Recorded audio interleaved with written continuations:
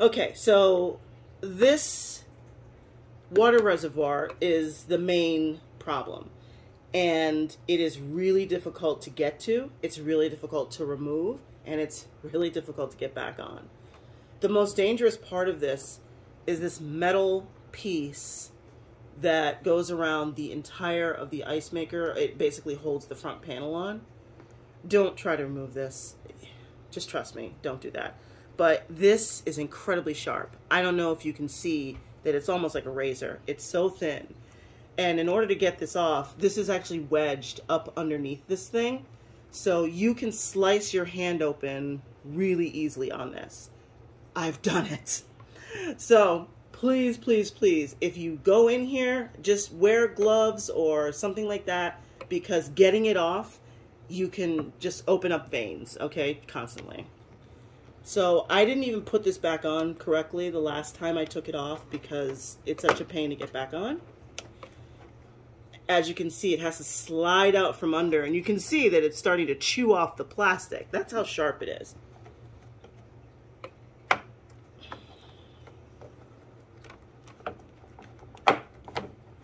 All right. There's also, as soon as I get this out, I'm going to show you. There's a component in here that makes it even harder. This thing, oh, I don't want to talk about it. I'm going to get rid of this thing as soon as I'm done with this video, and I'm going to be so happy to get rid of it. But this makes it hard to get in there. So I have my friend here angle the camera down in there, and I'm sure that you can see. Yeah. So I had this ice machine for almost a year. I did regular cleanings. I used a cleaning solution. And let me tell you, when I opened this, even after that first year, this entire reservoir was green. It wasn't white like this. I was like, why did they put a green reservoir in here? It was all mold. It was growing along the top all the way up to the side. It was so thick that if I put my finger in it, like it was like moving sludge around. And that was after a year of using cleaning solution in this thing. It does not work. It is not going to get up here into the reservoir and do what it needs to do. It just does not work. Even when you cycle it 3 or 4 times, like the manual tells you, it's not enough. Okay? So I cleaned this thing pretty thoroughly, maybe a month ago. And I run boiling water through this system. Whenever I put boiling water into the system, a lot of mold starts coming dislodged. Not the cleaning solution, but the boiling water will do this. So I started running boiling water through the system as well. But now I just take this thing off and I get in here and I clean it. I don't know if you can see on the camera, but like there's a hill and a slope, and then there's a deeper part at the end down here. And it's incredibly hard to get your hand all the way in there with a sponge and clean that out with a cloth. But that's what you have to do. You have to wipe this whole thing down. So you need a brush, or you need some kind of tool that will allow you to get all the way down in there and scrub it, and then run water through it to get all the rest of the mold out. But this was my problem with this unit the entire time I had it. No ice maker cleaning solution could get all of the mold out. And they tell you to use bleach in ice makers a lot. Bleach is incredibly dangerous. I use HOCl, which is stronger than bleach, and it's a lot more, it's a lot safer. I use HOCl to clean this now. I don't run bleach through the system at all. It doesn't work anyway. The only way that you can clean this is to open it up and clean it manually. And you don't have to clean it with bleach. You can clean it with hot water, you can clean it with vinegar, you can clean it with HOCl, as long as you get in here and flush out all of this mold. But what was happening for me is the mold comes out of the water reservoir and it drips down into the ice making area, and then the ice would come out with mold in it. And I would see it in the bin. There are little pieces, flecks of mold in the ice. And I'm like, where is that coming from? Like, I've cleaned the system, I've flush the system and there's still mold in my ice. So I had cleaned this and I got my hand up in there and I was cleaning it, and it wasn't until I found a video on YouTube, which I'll link to, where this guy opened his up and he cleaned it. So now I know this is awful.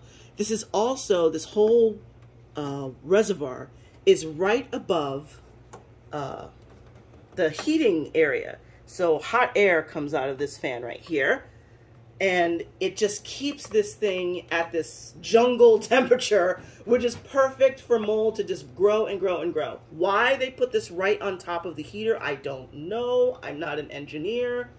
I couldn't tell you. It's a mess. Excuse me. I hate it.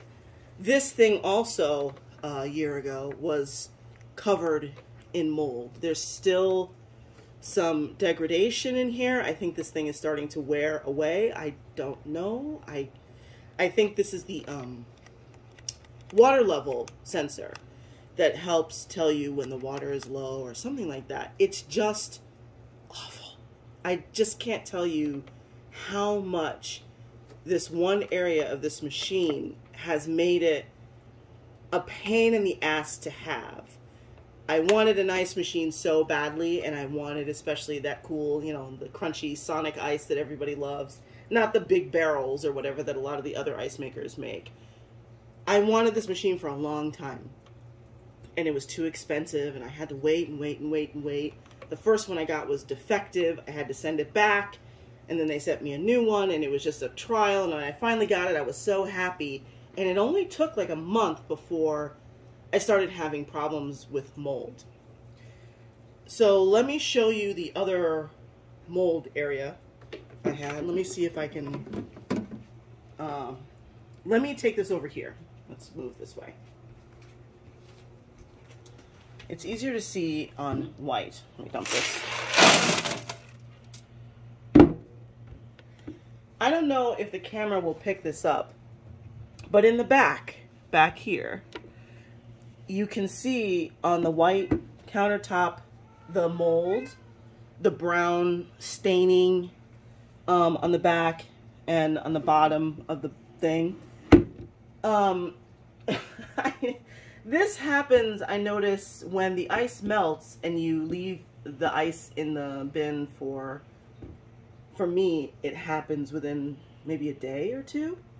I don't use 20 pounds of ice or whatever this thing holds. My family doesn't use all 20 pounds of ice. So we'll make ice, we'll use it throughout the day, and then it basically sits in there for the next couple of days while we use it. And the cool thing about the ice maker is that when the ice melts, it goes into the bottom, and then it cycles back through the system, and it just keeps making ice. So I'm not sure if it's normal that people use up a whole thing of this ice every day. I don't know, but you have to kind of leave some ice sitting in there. And I noticed that this starts to grow mold within a couple of days if the water just sits. I don't know if anyone else has this problem.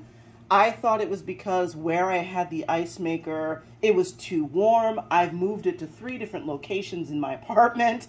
I don't know what was causing it, but that was another issue. I have to dump the ice, or else the sitting water starts to grow mold. I can't. I don't even know what to tell you anymore.